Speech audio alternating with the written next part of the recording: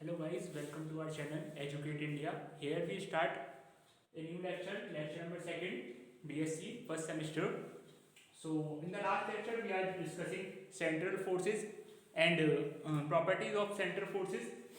Today we are discuss the consistency of angular momentum under central forces and influence of a body rotating या moving motion of a body under a centre forces take place in a plane. तो दो topic पे आज हम discuss करेंगे।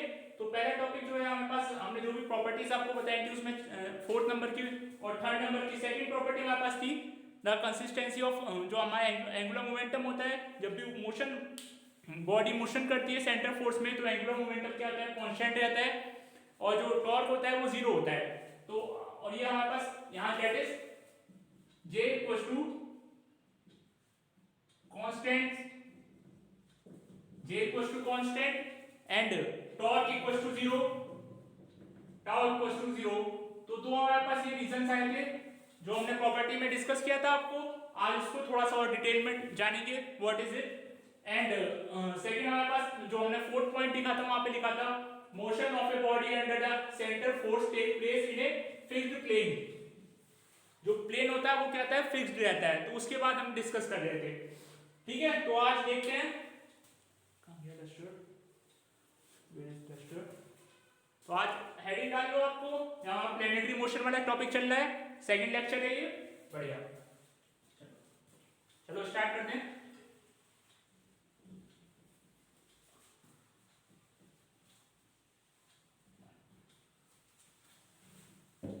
Last में हमने यही देखा था, जो कंसिस्टेंसी ऑफ, हमें ये देखना है consistency of under angular momentum under central force.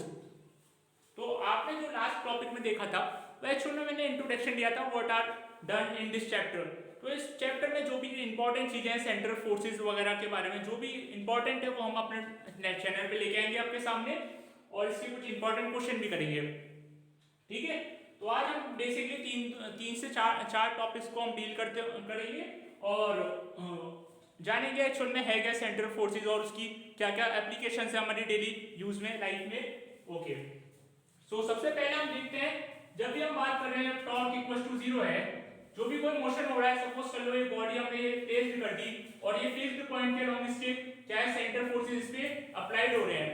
Suppose कर लिया ये हमने कोई भी बॉडी को फिक्स कर दिया, या हमने फिक्स्ड पॉइंट लिया, हमने सी एफ कोई फिक्स्ड पॉइंट है, ठीक है। और यहाँ पे हमने क्या किया है, यहाँ पे हमने कोई बॉडी एम ली है और इसका कुछ एंगुलर मोमेंटम यहाँ पे चूज किया हमने, कोई एंगुलर मोमेंटम ये रोटेट कर रही है या फिर कोई भी एक एंगुलर मोमेंटम शो कर रही है, और इसके करस्पॉन्डिंग हमने ये एंगुलर मोमेंटम ये लिख दिया p, ठीक है। सो यहाँ पे क्या है, ये डिस्टेंस, इसके बीच की डिस्टेंस क्या है, ये हमारे पास r है और इस बॉडी के पास क्या है, मोशन है, ओके। तो इसके पास कुछ मोमेंटम है तो इसके पास मोशन है। तो इस मोमेंटम को अगर हम डिफाइन करें तो मोमेंटम को हम कैसे दिखाते हैं, momentum equals to p equals to mv होता है। इसके पास कुछ वेलोसिटी है इस डायरेक्शन में, तो इस डायरेक्शन में कुछ वेलोसिटी वेक्टर है, ओके। और ये क्या कर रही है, रोटेट या जो भी है मोशन कर रही है अलोंग ए सेंटर फोर्सेस के अकॉर्डिंग ये मोशन कर रही है, ठीक। सो इसमें हम देख रहे हैं p इक्वल्स टू mv है। जब भी हम सेंटर फोर्सेस की बात करते हैं वहां पे हमने आपको एक चीज दिखाई होगी, जो हमारे पास टॉर्क होता है, टॉर्क को हम इससे दिखाते हैं, टॉर्क को टाउ से दिखाते हैं, that is tau. Tau equals to 0।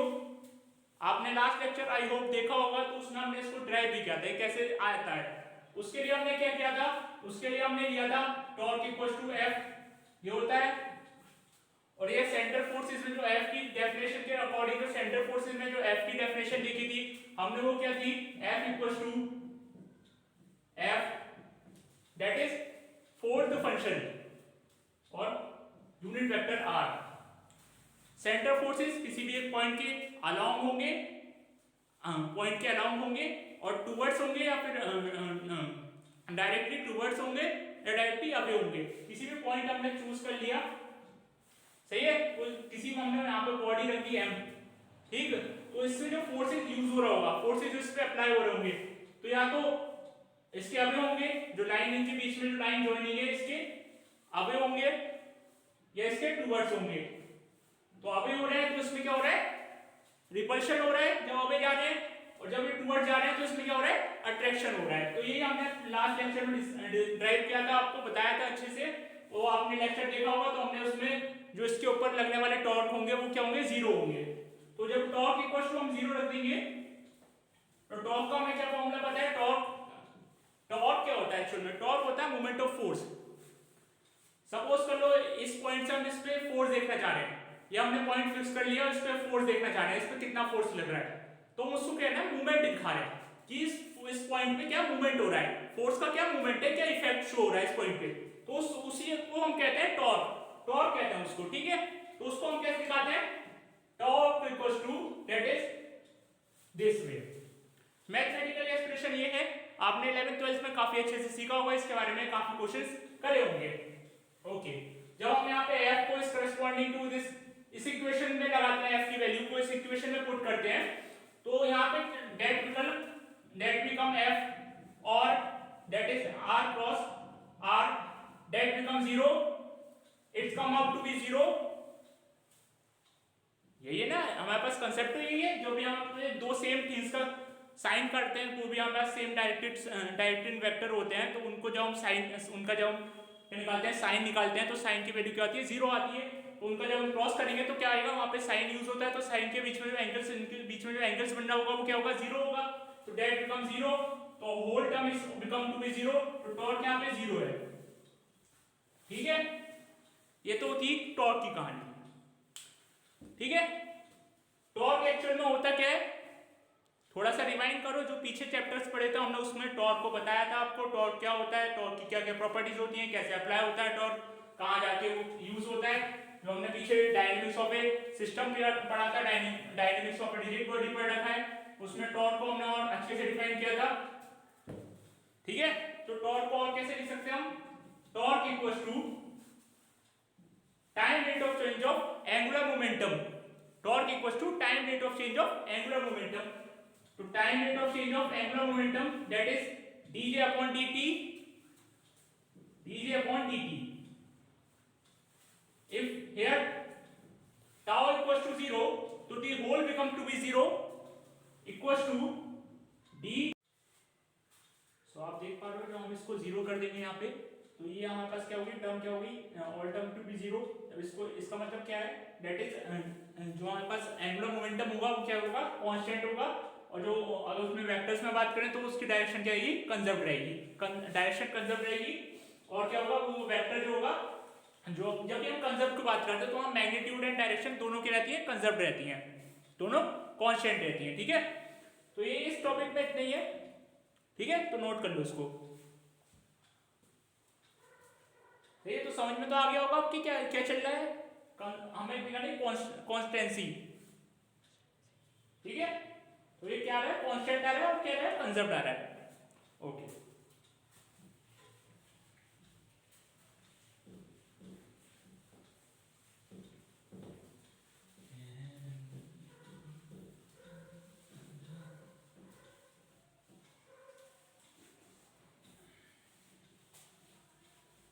जब भी हम कांस्टेंट और कंजर्व में बात करते हैं, तो जब हम कंजर्व लिखते हैं ना, क्वांटिटीज आर कंजर्व, इसका मतलब होता है उसमें मैग्नीट्यूड भी कंजर्व होगा, मैग्नीट्यूड भी कांस्टेंट रहेगा, और उसकी क्या होगी, डायरेक्शन भी कांस्टेंट रहेगी। और जब हम सिंपल कांस्टेंट लिखते हैं तो उसका मतलब होता है सिंपल उसका जो मैग्नीट्यूड है वो कांस्टेंट रहेगा, ठीक है। तो छोटे छोटे पॉइंट्स हैं, कभी कभार माइंड स्किप में रह जाते हैं, माइंड में तो रहने चाहिए, ठीक। इसके बाद एक और पॉइंट था जो हमने लिखा था, जो हम सेकंड पॉइंट डिस्कस करना था, दैट इज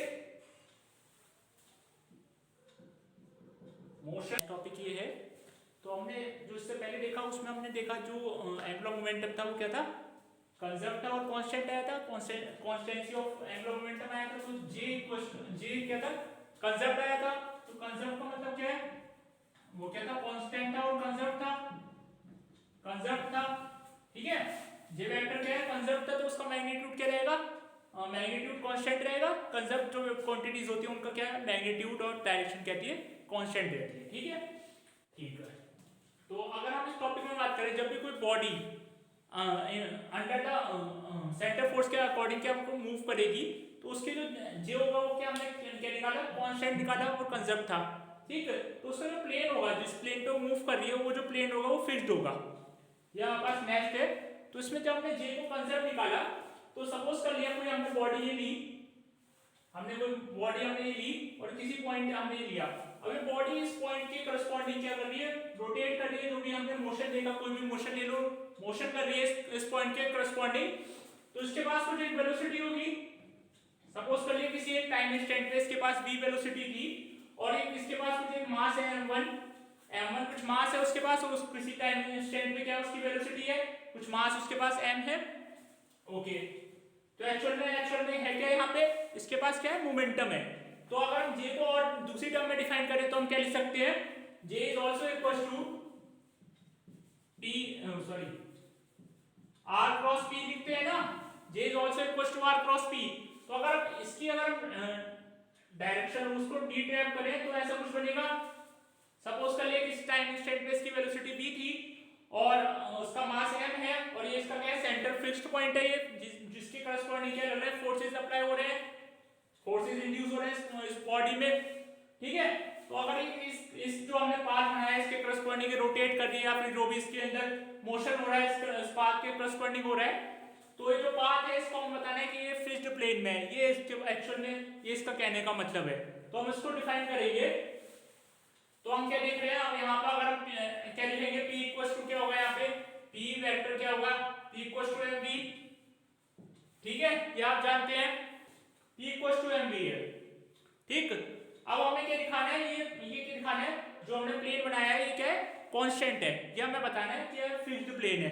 तो उससे पहले हमें चीजें जान ली होंगी, जब भी हम अगर ये पॉइंट हमने ले लिया, ये पॉइंट ये ले लिया, इन दो क्वांटिटी पे जो क्वांटिटीज यहाँ पे लाई कर रही है, यहाँ पे कौन सी क्वांटिटी लाई करेगी, यहाँ पे एक्चुअल में कौन सी, जे लाई करेगा, क्योंकि जे की डायरेक्शन क्या होगी, अपवर्ड होगी। और ये अगर फिक्स्ड पॉइंट है ना, ऐसे पॉइंट है, सपोज करेंगे ऐसे, यहाँ क्या 90 डिग्री बन रहा है, 90 एंगल है, ये क्या है, एक्स वाई डायरेक्शन है, और ये Z direction, X Y Z direction है, समझ लो कुछ इस टाइप का है, कुछ कैसा है, इस पॉइंट पे लिया है,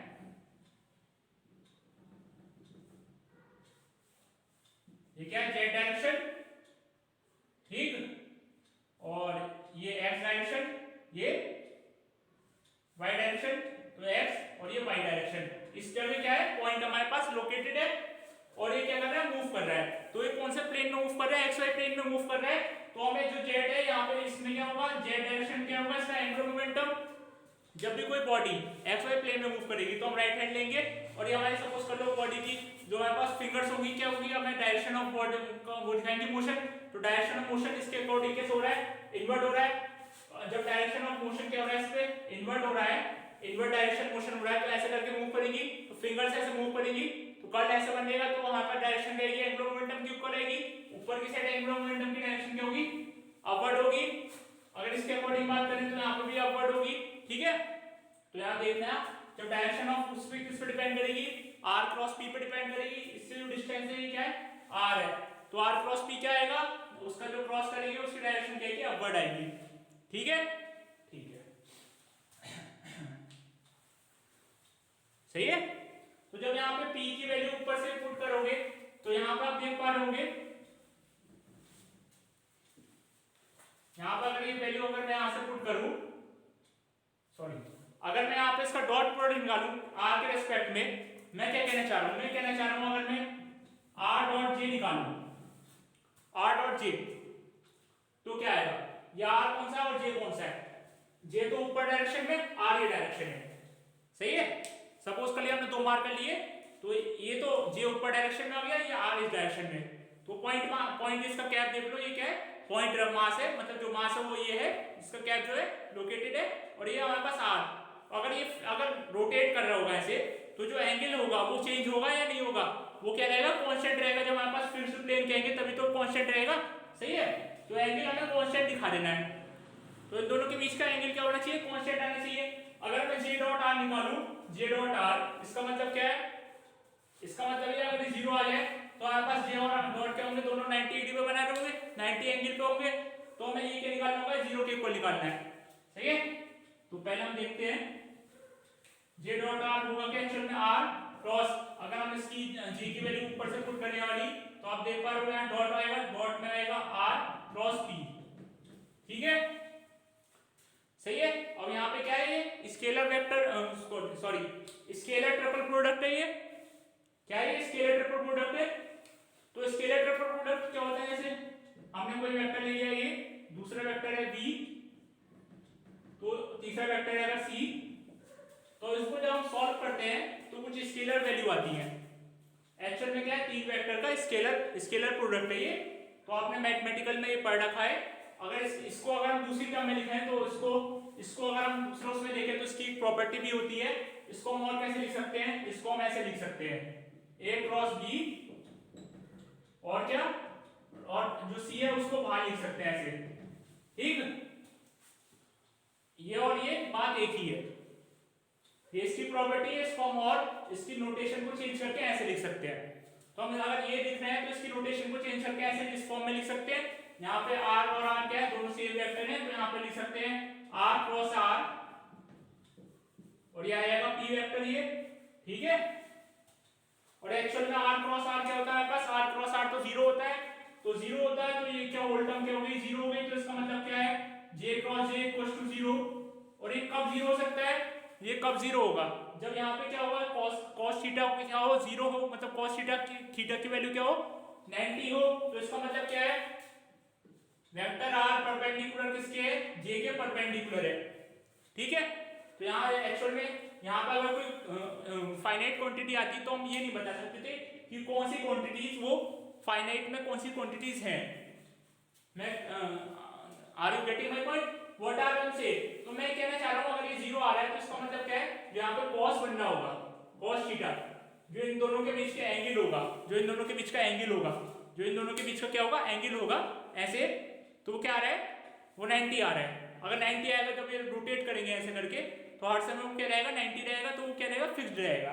तो जब फिक्स्ड रहेगा तो जो उसका डायरेक्शन मतलब जो उसको प्लेन बनेगा जिसपे रोटेट कर रहा है वो क्या रह गया फिक्स्ड हो गया, वो क्या रह गया कंजर्व हो गया, फिक्स्ड रह गया, ठीक है। तो ये कंसेप्ट है theta equals to has to be 0, तो थीटा इक्वल्स टू हो गया π/2 मतलब 90,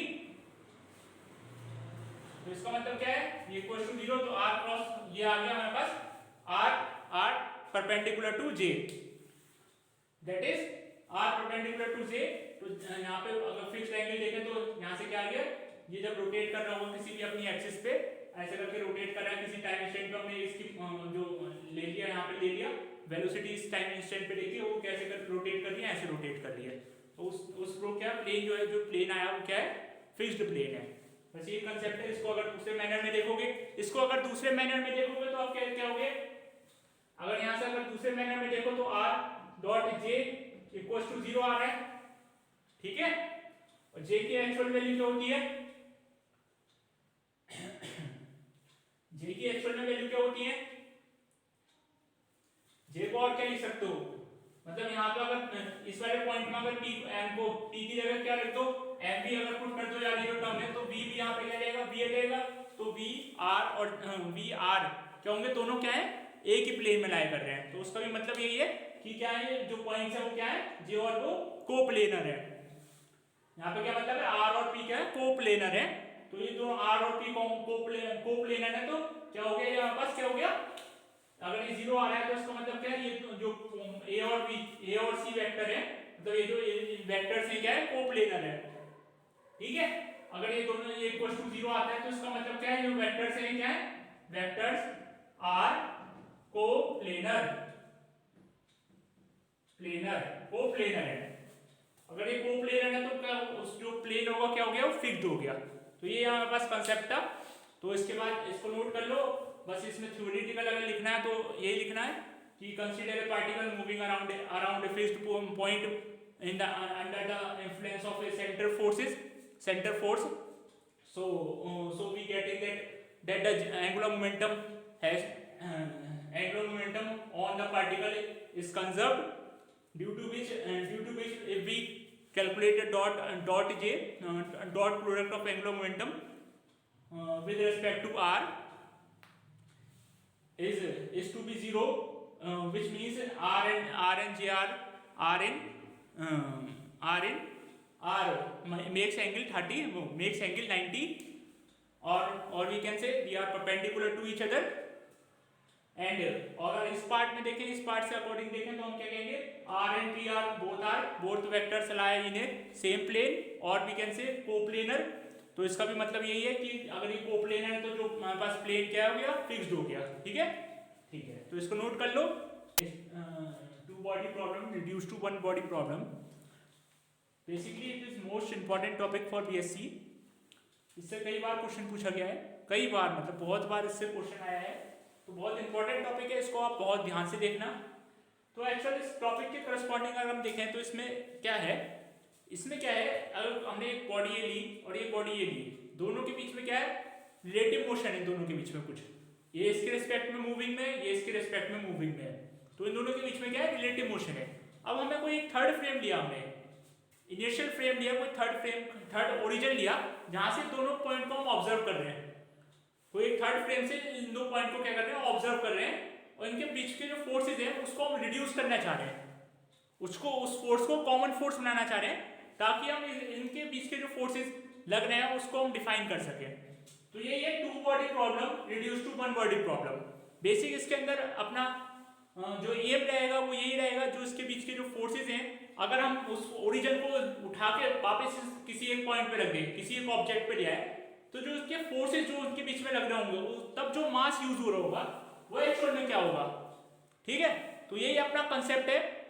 आपको ये समझ में आ गया क्या हमारे पास एम है, एम अपना ये है, दैट इज अगर ये एक बॉडी ये रखी है और एक बॉडी ये रखी है, ठीक है, और ये बॉडी है तो इनके पास कुछ मास होगा m1 और m2। ठीक, तो ये जब इनके पास मास है तो इनके बीच में क्या होगा, ग्रेविटेशनल फोर्स होगा। तो सपोज कर लिया इस बॉडी पे ग्रेविटेशनल फोर्स ये लग रहा है, तो इस बॉडी पे करस्पॉन्डिंग टू दिस लगा रही है, तो बॉडी फर्स्ट पे लग रहा है, तो बॉडी फर्स्ट पे अगर ग्रेविटेशनल फोर्स लग रहा है तो F1 होगा, वन फोर्स है, बॉडी फर्स्ट पे लग रहा है विद रिस्पेक्ट टू सेकंड लगा रही है ना, तो सेकंड को दूसरा रख दो, तो F12। अगर इस बॉडी पे फोर्स देखेंगे हम, तो इस बॉडी पे जो फोर्स होगा, तो बॉडी कौन सी है, सेकंड है, सही है, तो बॉडी क्या है, सेकंड। अब फोर्स कौन सी बॉडी लगा रही है, फर्स्ट बॉडी लगा रही है, तो फोर्स बाय फर्स्ट, ठीक है, फोर्स बाय फर्स्ट। तो सेकंड बॉडी पे क्या फोर्स देगा, वो कौन सी बॉडी लगा रही है, फर्स्ट बॉडी, तो इस पे क्या होगा, F21 होगा। ठीक है, दोनों क्या होंगे, वेक्टर्स होंगे। ओके, तो इतनी बात समझ में आई। अगर हमने कोई थर्ड ओरिजिन हमने ये देख लिया, ठीक है, अब किसी टाइम इंस्टेंट पे अगर हम देखें तो यहाँ पे कुछ एक वेक्टर्स बनने होंगे। ठीक है, तो आपको यहाँ पे हमने वेक्टर बनाया, तो इसके सेंटर से हमने कोई वेक्टर, ये r वेक्टर बन गया, r2 वेक्टर कहेंगे इसको। ठीक है, पोजीशन यहाँ पे मास है m2 है, तो यहाँ वेक्टर कौन सा होगा, r2 होगा, और ये अगर m1 है तो यहाँ से वेक्टर कौन सा बनेगा, r1 वेक्टर। ठीक, तो इसके अगर जो फोर्सेज होते हैं वो किसी एक लाइन में अलोंग होते हैं, तो इस फोर्स को अगर हम देखें तो ये कौन सी लाइन में आएंगे, अगर ये वेक्टर ऐसे है और ये वेक्टर ऐसे है, ठीक, तो ये जो वेक्टर बनेगा वो कैसे बनेगा, ऐसे बनेगा, तो r vector is like this, तो उसको हमने क्या किया, रिलेटिव वेक्टर कह दिया, मतलब डिस्प्लेसमेंट वेक्टर।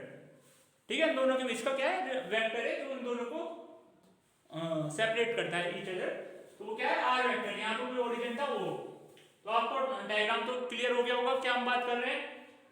ठीक है, तो सपोज कर लिया ये मास जो है, जो मास है ये क्या है, रिलेटिव नहीं है, ये क्या मूव कर रहा होगा, मूव करेगा, तो इस पे अगर मूव कर रहा है तो इस पे कुछ फोर्सेस यूज हो रहे होंगे, उस फोर्स को हम कैसे लिखेंगे, जब ये फोर्सेस वन पे है, अगर ये मूव कर रहा है तो इसके पास कुछ एक्सीलरेशन होगा, तो वो क्या होगा, तो m1 पे क्या है, कुछ एक्सीलरेशन होगा, तो एक्सीलरेशन के अकॉर्डिंग जो इसके जो इसका वेक्टर है वो क्या है, जो इसका पोजीशन वेक्टर है वो कुछ चेंज होगा, तो उसको चेंज दिखाने के लिए जो इसका एक्सीलरेशन लिखेंगे, एक्सीलरेशन के अकॉर्डिंग क्या लिखेंगे, d2 r1 upon dt square लिखेंगे। इसको हम क्या कह देंगे, एक्चुअल में क्या होगा, f 1 पे देखना है तो यहाँ पे 1 2 होगा ये। ठीक है, समझ में आता है। ऐसे अगर हम इस वाले पॉइंट पे देखेंगे फोर्सेस, इस पॉइंट पे अगर इस ओरिजिन से देख रहे हैं तो इस पे कोई फोर्स लग रहा है, उसके करस्पॉन्डिंग क्या कर रहा है, एक्सीलरेशन दिखा रहा है, ये मोशन ही तो हो रहा है दोनों के बीच में, ये इधर को मूव कर रहा होगा, इधर को मूव कर रहा होगा, ये इधर को मूव कर रहा होगा, कुछ ना कुछ तो मोशन हो रहा होगा, रिलेटिव मोशन हो रहा होगा। तो अगर यहाँ पे देखेंगे तो क्या होगा, यहाँ पे अगर इस पे फोर्स लग रहा है तो ये क्या है, इसके पास एक्सीलरेशन होगा। सपोज कर लिया इसके पास एक्सीलरेशन है, तो इस पे क्या है, मास m2 पे एक्सीलरेशन है, तो इस पे फोर्स का फॉर्मूला क्या बनेगा, न्यूटन सेकंड लॉ से, रियल लॉ से क्या बनेगा, इस पे F2 एक्सीलरेशन लिखोगे तो d2, इसके जो वेक्टर है क्या है, वेक्टर डिस्प्लेस होकर चेंज हो जाएगा, तो F2 r2 upon dt square equals to F, force किस पे देख रहे हैं, फोर्स सेकंड पे देख रहे हैं, F1। ठीक है, सही है, समझ में आता है चीज। तो दोनों चीजें आपके सामने है कि हमने एक पे फोर्स देखा, सब इसके रिस्पेक्ट में देखो, ओरिजिन के रिस्पेक्ट में, तो इस पे फोर्स क्या है, इस पे एक्सीलरेशन कुछ हमें महसूस हुआ, उसके according acceleration equals to force के अकॉर्डिंग ये रख दिया हमने। ठीक है, अब इस पे देखा, इस वाले पॉइंट पे फोर्स देखा, इस ओरिजिन से, इसके अकॉर्डिंग जो इस पे एक्सीलरेशन आया उसको हमने ले लिया। एक्सीलरेशन देखोगे तो क्या आएगा, दैट इज ये जो एक्सीलरेशन है 2 पे देख रहे हैं, मतलब एक्सीलरेशन पार्टिकल 2 पे देख रहे हैं, जो हमारे पास बॉडी है 2 पे देख रहे हैं, तो क्या आएगा d2 r2 upon dt square तो आएगा। बस ये चीजें हैं सिंपल। यहाँ पे देखोगे तो acceleration r1 equals to r का square r upon dt square आएगा। ये समझ में आ रही होगी आपके। तो यहाँ पे क्या है, दोनों अलग अलग एक्सीलरेशन आ रहे हैं, एक्सीलरेशन। अब जब एक्सीलरेशन आते हैं तो न्यूटन्स का क्या लॉ कहता है, न्यूटन्स क्या कहता है, न्यूटन्स ये कहते हैं जब भी यहाँ पे भी कोई एक्सीलरेशन होगा तो उसके एसोसिएटिव होगा, एक फोर्स एसोसिएटिव हो रहा होगा, तो एसोसिएटिव में एक फोर्स हम लिखेंगे, तो m अगर ma लिखना है तो उसके इक्वल में फोर्स रखना पड़ेगा, तो वो दोनों अलग अलग फोर्स होंगे। ये फोर्स क्या है, m1 पे है, और ये फोर्स क्या है, m2 पे है, तो m2 पे फोर्स है, ये m1 पे फोर्स है। ठीक है, ये एक्सीलरेशन प्रोड्यूस क्यों हो रहा होगा, ये जो इस पे एक्सीलरेशन प्रोड्यूस हो रहा होगा वो किसके रिस्पेक्ट में हो रहा होगा, ये तो फोर्स लगा है, अकेला यही तो फोर्स मार रहा है इस पे, तो ये तो इसके ऊपर एक्सीलरेशन प्रोड्यूस करेगा, तो यहाँ पे force on first by 2, force on second by 2।